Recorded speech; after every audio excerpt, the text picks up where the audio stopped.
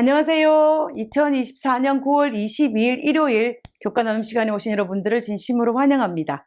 이번 주는 2024년도 제3기 마가복음에서 마지막 교과인 제13과 부활하신 주님입니다. 여름이 지나 새로운 계절 가을이 다가오고 있습니다. 이렇게 시간은 또 우리 곁을 흘러 지나가고 있습니다. 시간의 흐름처럼 우리가 마가복음을 시작했던 이 첫 시간이 흐르고 흘러서 이제 마지막 시간을 남겨두고 있습니다. 이 교과의 저자는 마가복음에 나타난 예수님의 메시아성에 대해서 집중적으로 조명하고 있습니다. 예수님은 십자가에 돌아가시기 전에 자신이 메시아라는 것을 제자들에게 뿐만이 아니라 모든 사람들에게 공포하였습니다. 그리고 3일 후에 부활하신 것을 말씀하시고 난 다음에 십자가에 돌아가셨습니다. 그리고 예수님은 약속대로 3일 만에 부활하셨습니다. 이번 주에는 예수님의 생애 중에서 마지막 사건인 그 부활과 그 이후의 사건들을 살펴보도록 하겠습니다. 기도하고 오늘 교과의 내용을 살펴보도록 하겠습니다. 기도하겠습니다. 하늘에 계신 저희들의 아버지 감사합니다. 저희들에게 하나님의 생애를 묵상할 수 있는 특권을 허락하여 주심을 인하여 감사합니다.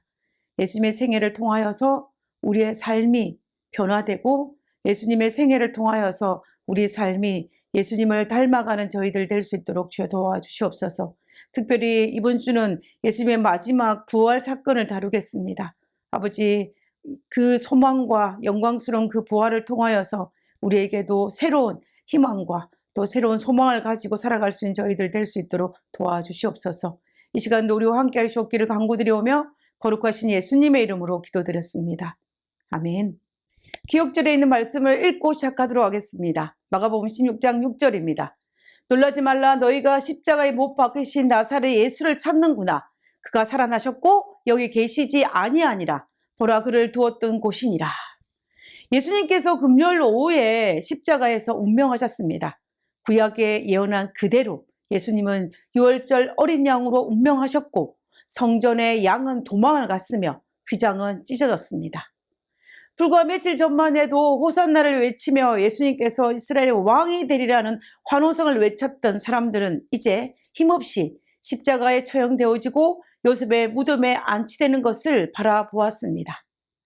이 모습을 바라본 사람들은 어떤 생각을 하였을까요? 그리고 그 유월절 안식일을 그들은 어떤 마음으로 보냈을까요? 그들은 과연 어떤 생각을 하였을까요? 제자들은 예수님의 죽음과 함께 자신의 희망이 사라지는 것을 느꼈을 것입니다. 깊은 실망과 낙담에 빠졌을 것입니다. 스승의 죽음 앞에서 자신의 신변에 대한 두려움도 있었을 것입니다. 그래서 그들은 두려워서 숨었습니다. 그러나 니고데모와 아리마대 요셉과 백부장은 달랐습니다. 그들은 메시아에 대한 구약 성경의 예언이 예수님을 통해 성취되는 것을 바라보고 예수님이 메시아라는 확신이 그들 마음속에 들었습니다. 어쩌면 그들도 예수님이 메시아라는 사실을 일찍 깨닫지 못했다는 사실에 슬퍼했을지도 모르겠습니다. 그러나 예수님이 메시아라는 확신 때문에 어쩌면 제자들보다도 훨씬 더 편안한 그 유월절 안식일을 보냈을 것입니다. 그러나 제사장들은 자신의 시기와 질투로 말미암아 자신의 계획했던 대로 예수님을 억지로 온갖 방법을 다 동원하여 겨우 십자가에 못 박아 죽게 만들었지만 그렇지만 그들의 마음속에는 두려움이 가득했을 것입니다. 예수님께서 운명하신 그날 6시부터 9시까지 흑암이 온 땅을 덮었던 그 사실을 떠올리며 그들은 두려움에 사로잡혔을 것입니다. 성전의 휘장이 찢어지고 양이 도망갔다라는 그 모습을 기억하며 두려운 마음을 지울 수가 없었을 것입니다. 그리고 예수님께서 사흘 만에 부활하신다는 그 말씀이 떠오르면서 그들은 더욱 불안했을 것입니다. 그래서 병사들에게 예수님의 무덤을 철통같이 지키라고 명하였습니다. 그러나 그럴지라도 그들의 두려움은 사라지지 않았습니다. 어쩌면 제자들보다 더 두려운 유월절 안식일을 보냈을 것입니다. 그럼 백성들은 어땠을까요? 무엇인가에 홀린 것처럼 십자가에 못 박으소서라고 외쳤지만 그 자신의 모습을 떠올리면서 그들은 무슨 생각을 했을까요? 순한 양처럼 십자가에 달리신 예수님의 모습을 떠올리면서 그들이 제정신으로 돌아왔을 때 그들은 자신의 행동에 대한 죄책감과 수치심이 들면서 또한 그의 마음속에 두려움에 사로잡혔을 것입니다. 아마도 AD 31년의 그 6월절은 누구 하나 평안하고 행복하고 기쁜 마음으로 6월절 안식일 보낸 사람은 아마 아무도 없었을 것입니다. 모두가 두려움에 사로잡혔고 불안한 가운데 절망 가운데 그 시간을 보냈을 것입니다. 단 무덤에 쉬셨던 예수님만은 인류의 모든 죄를 대속하시고 평안하게 그 안식일에 쉬셨습니다. 다 이루었다라고 외치며 운명하셨던 예수님은 자신의 사명을 완수하고 정말 오랜만에 편안한 쉼을 쉬었던 안식일이 바로 그날 안식일이었을 것입니다. 성경은 그 시간이 지나고 난 이후에 부활하신 예수님을 소개하고 있습니다. 1월 소지입니다. 1월 소지의 제목은 부활을 기뻐함입니다. 예수님은 십자가에서 운명하셨고 아리마대 사람 요셉이 예수님의 시체를 빌라도에 달라하여 급히 마련해 둔 돌무덤 안에 세마포에 싸서 돌무덤 속에 넣어 두었습니다. 그리고 그들은 계명을 따라서 안식일에 쉬셨습니다. 이 모습을 지켜보았던 여인들도 규례대로 안식일에 쉬셨습니다. 성경은 이 사실을 분명하게 밝히고 있습니다. 누가복음 23장 56절에 돌아가 향품과 향유를 예비하더라. 계명을 쫓아 안식일에 쉬더라. 결국 규례대로 예수님은 무덤에서 쉬셨고 제자들은 두려움과 절망 속이었지만 규례대로 안식일을 지켰습니다. 여인들도 마찬가지입니다. 제사장들도 백성들도 죄책감과 두려움 속이었지만 그러나 그들은 규례대로 안식일을 지켰습니다. 아리마대 사람 요셉도 예수님의 시체를 돌무덤에 넣어두고 규례대로 안식일을 지켰습니다. 모든 사람들은 다 계명을 쫓아 안식일을 지켰습니다. 분명 너무나 힘든 안식일이었지만 그들은 규례대로 안식일을 지켰다라는 것입니다. 우리는 이 모습을 통해서 확실히 알 수 있는 것이 있습니다. 그것은 예수님 당시에는 예수님을 포함한 모두가 다 안식일을 지켰다라는 것입니다. 이것이 팩트입니다. 이 일에 대해서 다른 의견을 제시할 수 있는 것은 아무것도 없습니다. 왜냐하면 성경이 이 사실을 증명하고 있기 때문입니다.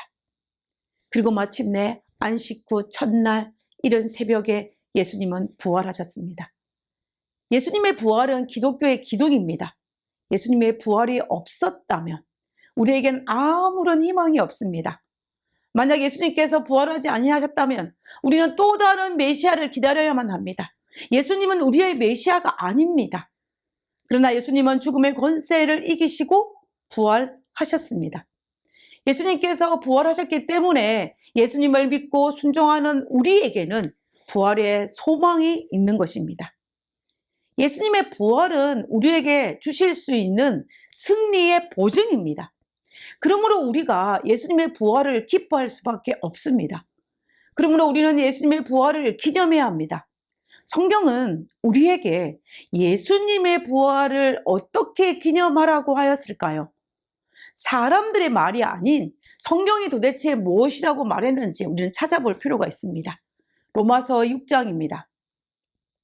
로마서 6장 4절부터 읽어보겠습니다. 그러므로 우리가 그의 죽으심과 합하여 침례를 받음으로 그와 함께 장사되었나니 이는 아버지의 영광으로 말미암아 그리스도를 죽은 자 가운데서 살리신 같이 우리로 또한 새 생명 가운데서 행하게 하려 함이니라. 만일 우리가 그의 죽으심을 본받아 연합한 자가 되었으면 또한 그의 부활을 본받아 연합한 자가 되리라.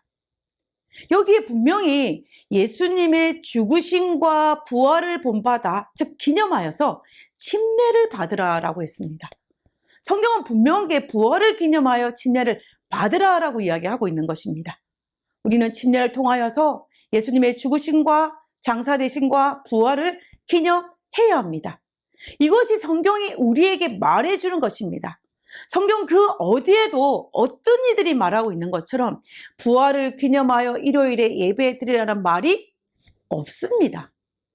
그럼에도 불구하고 오늘날 많은 이들은 부활을 기념하여 일요일을 예배일로 지정하여 예배를 드린다라고 주장합니다. 그러나 실상은 다릅니다. 일요일 예배에 대한 근원은 성경 그 어디에서도 찾을 수가 없고 오직 기독교 역사에서만 찾을 수가 있습니다. 오늘 그것을 한번 살펴보기를 원합니다.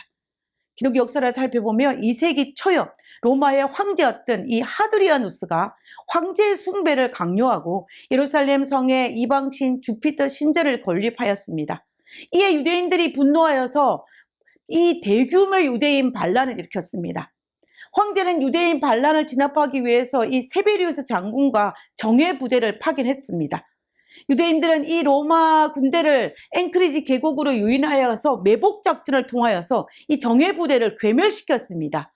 이에 로마의 장군 세베리우스는 부대를 재정비하고 보강하여서 치밀한 전략을 세워서 유대인의 마을 985개를 초토화시켰고 유대인들을 몰살하기도 하였습니다. 그리고 유대인의 거듭난 반란에 이 분노한 황제 이 하드리누스는 유대인에게 3가지 금령을 내렸습니다. 첫 번째는 토라의 사용을 금지하는 것입니다.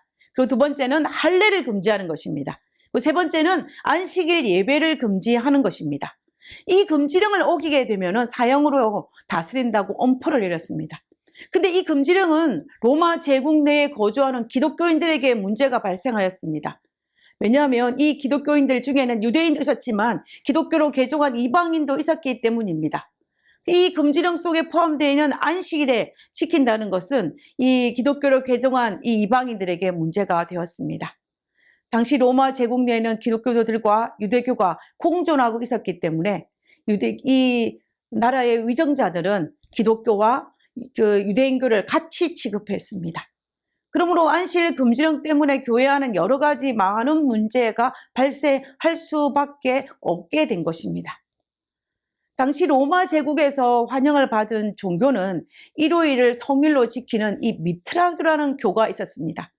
기독교인들은 계속되는 이 탄압과 핍박에 시달리면서 로마 교회 지도자들은 생존을 위해서 자궁책을 강구하게 되었습니다.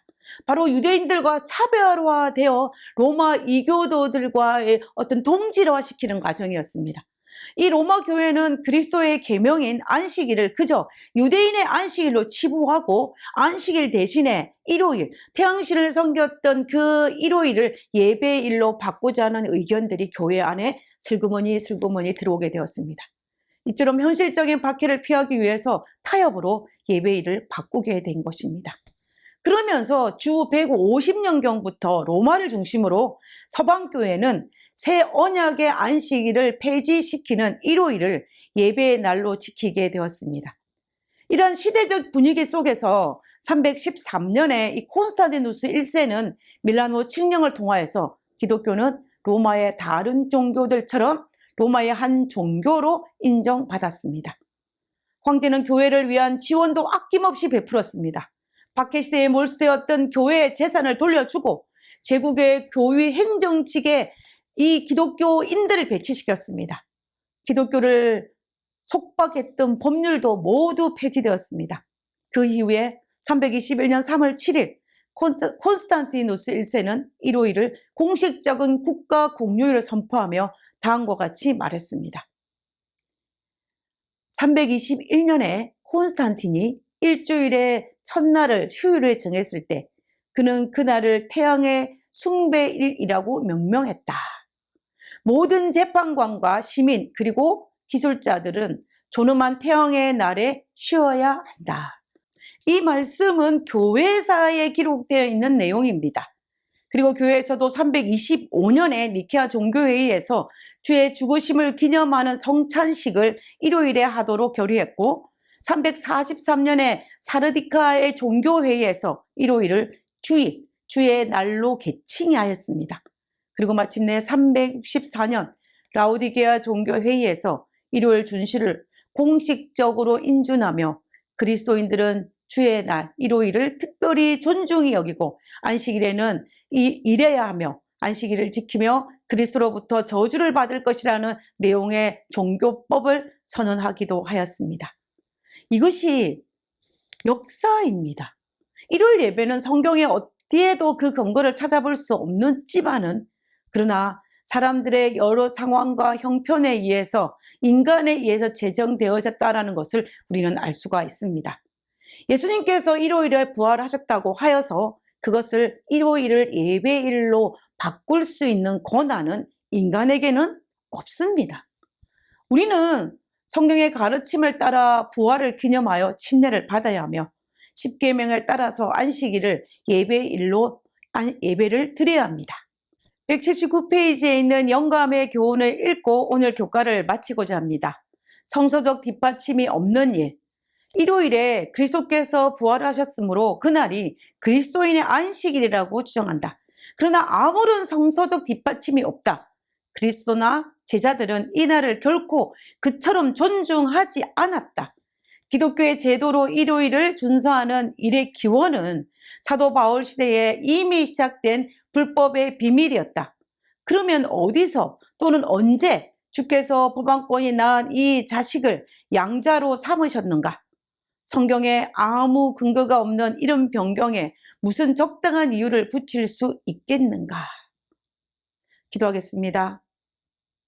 죽음은 고통스럽고 모든 것을 앗아가지만 우리에게 소망이 있게 하시고 부활에 동참하는 약속을 주셔서 감사합니다. 비록 내 안에 새로운 것이 없고 깨끗한 것이 없지만 주께서 주시는 정결함과 새로움을 날마다 경험하게 하여 주시옵소서.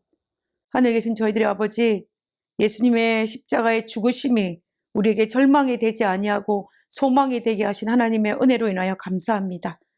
예수님께서 죄의 권세를 깨뜨리고 부활하셨사오니 우리가 그 권세를 믿고 오늘 이 시간을 살아간 저희들도 하나님 안에서 죽으심과 부활을 경험하는 그런 저희들이 될 수 있도록 주여 도와주시옵소서.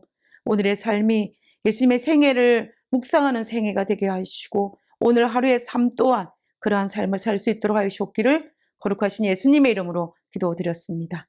아멘.